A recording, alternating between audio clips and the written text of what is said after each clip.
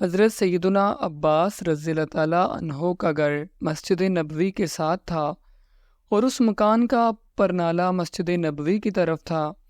جب بارش ہوتی تو پانی گرتا جس کے چھینٹے نمازیوں پر پڑتے۔ سیدنا عمر رضی اللہ تعالیٰ عنہ نے نمازیوں پر چھینٹے پڑتے دیکھے تو پرنالے کو اکھاڑ پھینکا۔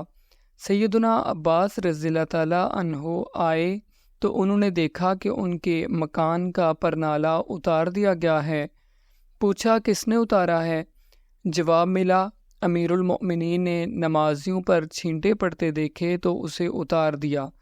سیدنا عباس رضی اللہ تعالیٰ عنہ نے قاضی کے سامنے مقدمہ دائر کر دیا۔ امیر المؤمنین قاضی کی عدالت میں پیش ہوئے تو قاضی صاحب لوگوں کے مقدمات سن رہے تھے۔ امیر المؤمنین سیدنا عمر بن خطاب رضی اللہ تعالیٰ عنہ عدالت کے باہر انتظار کرنے لگے۔ کافی انتظار کے بعد جب امیر المؤمنین عدالت کے روبرو پیش ہوئے تو بات کرنی چاہی، مگر قاضی صاحب نے یہ کہتے ہوئے روک دیا کہ پہلے مقدمہ کرنے والے کا حق ہے کہ وہ اپنی بات پیش کرے۔ یہ قاضی حضرت عمر بن خطاب رضی اللہ تعالیٰ عنہ کے دور کا قاضی تھا۔ سیدنا عباس رضی اللہ تعالیٰ عنہ اپنی بات پیش کرتے ہیں کہ میرے مکان کا پرنالہ شروع سے مسجد نبوی کی طرف تھا۔ زمانہ نبوی کے بعد سیدنا ابوبکر صدیق کے دور میں بھی یہیں رہا، لیکن عمر نے میرے مکان کا پرنالہ میری عدم موجودگی میں میری اجازت کے بغیر اتار دیا ہے، لہٰذا مجھے انصاف چاہیے۔ قاضی صاحب کہتے ہیں آپ بے فکر رہیے، آپ کو انصاف ملے گا۔ قاضی نے امیر المومنین سے پوچھا آپ نے سیدنا عباس کے گھر کا پرنالہ کیوں اتار دیا ہے؟ 22 لاکھ مربع میل کا حاکم عدالت کے کٹہرے میں کھڑے ہو کر کہتا ہے کہ سیدنا عباس رضی اللہ تعالیٰ عنہ کے مکان کا پرنالہ مسجد نبوی کی طرف تھا۔ جب بارش ہوتی تو پرنالے سے پانی بہتا، پانی کے چھینٹے نمازیوں کے کپڑوں پر پڑتے تھے جس سے نمازیوں کو پریشانی ہوتی۔ اے قاضی صاحب، اس لیے میں نے اسے اتار دیا۔ قاضی نے دیکھا کہ سیدنا عباس رضی اللہ تعالیٰ عنہ کچھ کہنا چاہ رہے ہیں۔ پوچھا آپ کیا کہنا چاہ رہے ہیں؟ سیدنا عباس رضی اللہ تعالیٰ عنہ کہتے ہیں کہ جس جگہ میرا مکان ہے یہاں رسول پاک صلی اللہ علیہ وآلہ وسلم نے اپنی چھڑی سے مجھے نشان لگا کر دیا تھا، میں نے اسی جگہ اپنا مکان بنایا۔ پھر پرنالہ نصب کرنے کا وقت آیا تو رسول پاک صلی اللہ علیہ وآلہ وسلم نے کہا میرے کندھوں پر کھڑے ہو کر اس جگہ پر پرنالہ نصب کر دو۔ میں نے نبی پاک صلی اللہ علیہ وآلہ وسلم کے کندھے پر کھڑے ہونے سے انکار کر دیا، مگر آپ صلی اللہ علیہ وآلہ وسلم کے اصرار پر میں نے ان کے کندھے پر کھڑے ہو کر وہاں پر پرنالہ نصب کر دیا۔ اے قاضی صاحب، یہاں پرنالہ نبی پاک صلی اللہ علیہ وآلہ وسلم نے خود لگوایا تھا۔ قاضی نے پوچھا اس کا کوئی گواہ ہے آپ کے پاس؟ سیدنا عباس رضی اللہ تعالیٰ عنہ جلدی سے باہر گئے اور کچھ انصار کو لے کر آئے تو انہوں نے گواہی دی کہ سیدنا عباس رضی اللہ تعالیٰ عنہ بالکل سچ کہہ رہے ہیں۔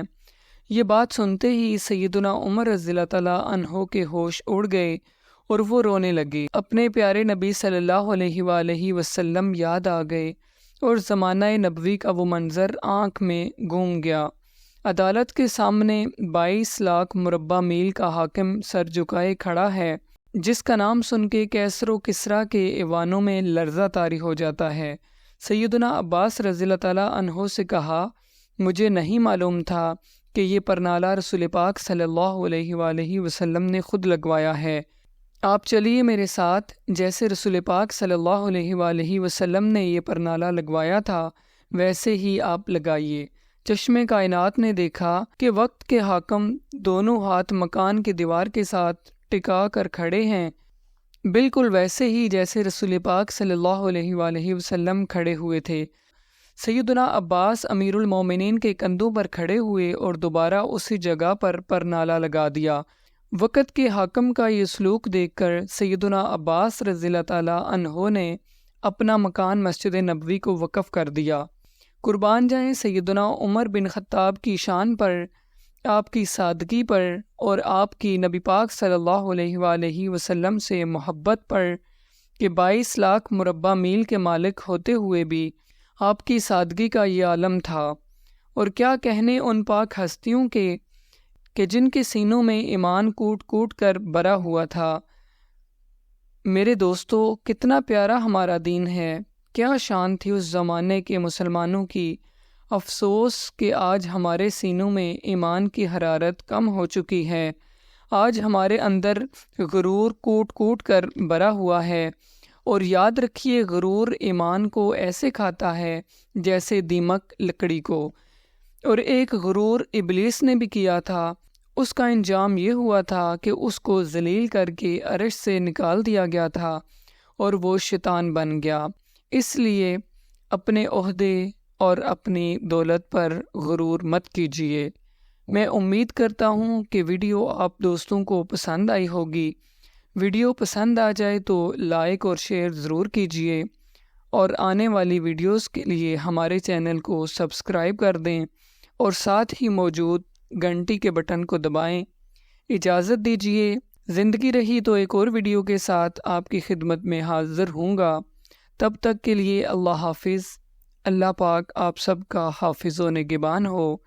ہنستے رہیے اور ہمیشہ مسکراتے رہیے۔